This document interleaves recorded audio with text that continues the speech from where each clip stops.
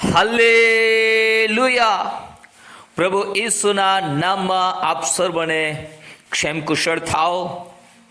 પ્રભુ ઈસુ તમને આશીર્વાદિત કરો, તમારા જીવનોને શાંતિ અને આનંદથી ભરી દો, એવી મારી પ્રાર્થના છે. આજનું મનન ફિલિપીઓને પત્ર તેનો 6થો અધ્યાય અને 19મી કલમમાંથી લેવામાં આવ્યું છે. ત્યાં લખવામાં આવ્યું છે, મારો દેવ પોતાના મહિમાની સંપત પ્રમાણે તમારી સર્વ ગરજ ખ્રિસ્ત ઈસુમાં પૂરી પાડશે. મારો દેવ પોતાના મહિમાની સંપત પ્રમાણે તમારી સર્વ ગરજ ખ્રિસ્ત ઈસુમાં પૂરી પાડશે. પ્રેરિત પાઉલ આ વચન એ ફિલિપીઓની મંડળીને માટે કહે છે, અને એ વચન આપણા માટે પણ પૂરું કરવાને માટે આપણો પરમેશ્વર સમર્થ છે. ફિલિપીઓની મંડળીના લોકોનો એક સ્વભાવ હતો, અને એ સ્વભાવ તો પ્રભુના સેવક પ્રેરિત પાઉલની સેવાઓમાં આર્થિક મદદ કરવાનો સ્વભાવ હતો. પ્રેરિત પાઉલ જે સેવા કરતા હતા તેમાં ફિલિપીઓની મંડળીના લોકો એ દાન એકઠું કરીને પ્રેરિત પાઉલને મોકલી આપતા, અને પ્રેરિત પાઉલ એ નાણાંનો ઉપયોગ પ્રભુની સેવામાં કરતા હતા. અને માટે પ્રેરિત પાઉલ આ અધ્યાયની અંદર લખે છે કે હું દરેક પરિસ્થિતિમાં રહેવું જાણું છું, દરેક પરિસ્થિતિમાં હું રહેવું જાણું છું. તો પણ 14મી કલમમાં કહે છે, તમે મારા સંકટમાં ભાગ્યા થયા તે સારું કર્યું. પ્રેરિત પાઉલ જે સ્ટ્રગલ કરતા હતા, અને એમાં ફિલિપીઓની મંડળી દ્વારા મોકલવામાં આવેલા નાણાં દાન એ પ્રેરિત પાઉલને સેવામાં ખૂબ જ ઉત્તેજન અને પ્રોત્સાહન પૂરું પાડે છે. અને ત્યારે પ્રેરિત પાઉલના મુખમાંથી, પ્રભુના આત્માથી જે વચનો નીકળે છે તો એ છે કે મારો ઈશ્વર પોતાના મહિમાની સંપત પ્રમાણે, પરમેશ્વરની પાસે કશાની ખોટ નથી. આકાશ, પૃથ્વી, સમુદ્રને તેમાં જે છે તે સગળું આપણા પ્રભુનું છે, આપણા પરમેશ્વરે બનાવ્યું છે. એટલી મોટી એમની સંપત છે, અને તે પ્રભુ તમારી સર્વ ગરજ, તમારી જે કંઈ પણ ગરજો છે, યસ, તમારી દરેકે દરેક ગરજ પૂરી પાડવાને માટે આપણો પરમેશ્વર એ સમર્થ છે. અને એટલા માટે પ્રેરિત પાઉલ કહે છે કે મારો દેવ પોતાના મહિમાની સંપત પ્રમાણે તમારી સર્વ ગરજ ખ્રિસ્ત ઈસુમાં પૂરી પાડશે. પ્રભુ ઈસુના નામમાં તમારી જરૂરિયાતોને પૂરી પાડવામાં આવશે, તમારી આત્મિક જરૂરિયાતોને પૂરી પાડવામાં આવશે, તમારી નાણાકીય જરૂરિયાતોને પૂરી પાડવામાં આવશે, તમારી માનસિક જરૂરિયાતોને પૂરી પાડવામાં આવશે. હાલેલુયા. પરમેશ્વરના વચનમાં એક સિદ્ધાંત છે, અને એ સિદ્ધાંતને આપણે શીખવો અને આપણા જીવનમાં અમલમાં લાવવો એ બહુ જરૂરી છે.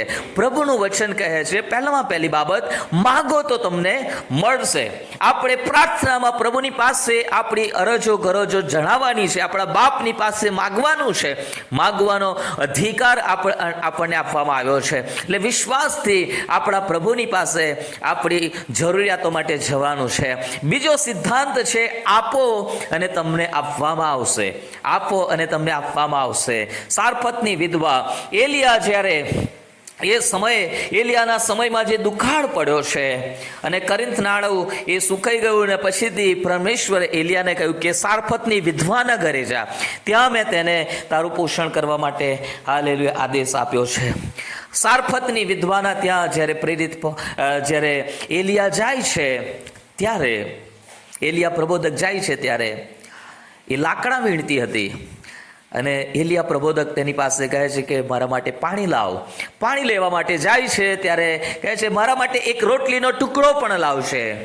અને સારફતની વિધવા કહે છે કે મારી પાસે માટલીમાં થોડો લોટ અને કુંડીમાં થોડું જ, અને માટલીમાં મુઠ્ઠીભર લોટ અને કુંડીમાં થોડું જ તેલ છે, અને આ લાકડા વીણું છું.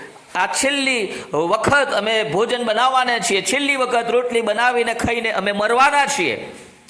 પણ એલિયાએ કીધું કે પહેલાં તું મારા કયા પ્રમાણે કર, અને માટલીમાંનો મેદો, માટલીમાંનો મુઠ્ઠીભર લોટ કે પછીથી કુંડીમાંનું તેલ, જ્યાં સુધી દુકાળ પૂરો નહીં થાય ત્યાં સુધી ખૂટશે નહીં. અને સારફતની વિધવાએ એ એલિયા પ્રબોધકના વચનો પર વિશ્વાસ કર્યો. એની પાસે થોડું જ હતું, અને પહેલાં પ્રભુના સેવકને આપી દીધું. પ્રભુના સેવકને ભોજન બનાવીને જમાડ્યા.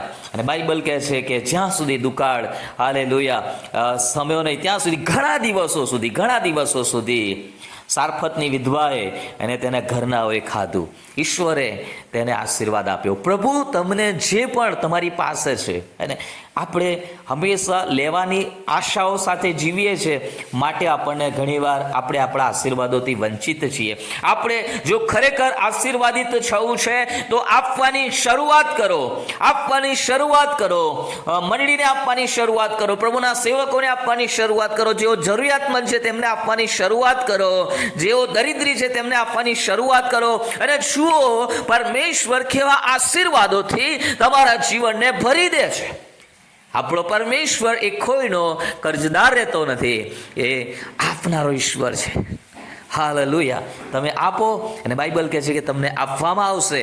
ઉભરાતું ને છલકાતું તમારા ખોળામાં એ મૂકી દેશે. હાલેલુયા. ઉભરાતું ને છલકાતું. અને એટલા માટે ફિલિપીઓની મંડળીને પ્રેરિત પાઉલ કહે છે કે મારો દેવ પોતાના મહિમાની સંપત પ્રમાણે તમારી સર્વ ગરજો ખ્રિસ્ત ઈસુમાં પૂરી પાડો. કેમ કે ફિલિપીઓની મંડળી એ આપવાની બાબતમાં આગળ આવે છે અને તેઓ આપે છે, માટે પ્રેરિત પાઉલ તેમને આવા આશીર્વાદો આપે છે. મારી પ્રાર્થના છે કે 2023ના વર્ષમાં પ્રભુ તમને આપનારા લોકો બનાવો. પ્રભુ તમારી સર્વ ગરજો પૂરી પાડો અને તમારા પ્યાલા ઉભરાય, છલકાવા લાગે, કે એ આશીર્વાદો, ઉભરાતો ને છલકાતો આશીર્વાદ તમારા જીવનો દ્વારા બીજા લોકો સુધી પહોંચે. પ્રભુ આ વચનો દ્વારા તમને આશીષિત કરો. God bless you. Have a nice day.